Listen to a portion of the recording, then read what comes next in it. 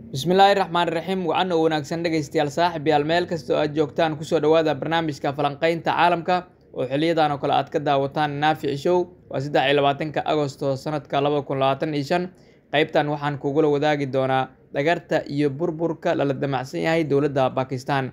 Shiiruhu miyuu dhabarka aadin doonaa Pakistan mise wuu difaaci doonaa? Si gaar ahaaneed ayaanu falanqayn doonaa qodobkan.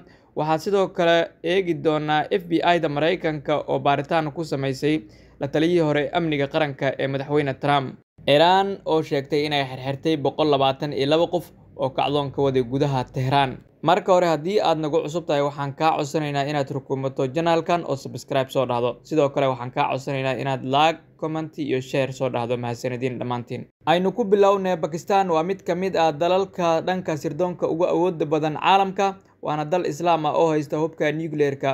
Pakistan waxa ay hubkan heshay wax yar kadib markii dowladda Hindiya oo ay hayaan xuduudna ay wadaagaan ay iclaamisay in ay dhamaystirtay sameynta barnaamijka nuclear-ka. Hadda sanadihii ugu dambeeyay Pakistan waxaa lagu waramayaa in laga shaqeynayo abaabulka kooxaha hubeysan iyadoo ra'iisul wasaarihii ugu awoodda badnaa ee dalkaasi Imran Khan gabi ahaanba xilkii laga qaaday xabsigana la dhigay.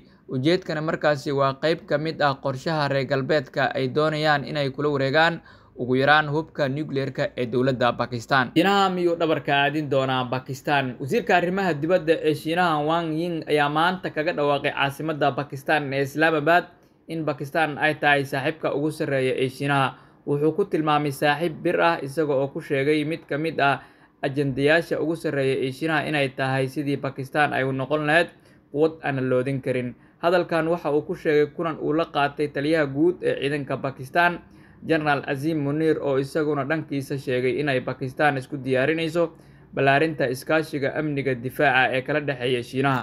Dhinaca kale haddii aynu eegno hay'adda FBI-da Mareykanka ayaa maanta baaritaan ku sameysay guriga la taliyihii hore amniga qaranka ee Trump John Bolton oo la sheegay in gurigiisa laga baarayo dukumiintiyo sir ah iyadoo isla markiiba uu Trump baahiyay Ameerika xoogan ayaa soo laabatay.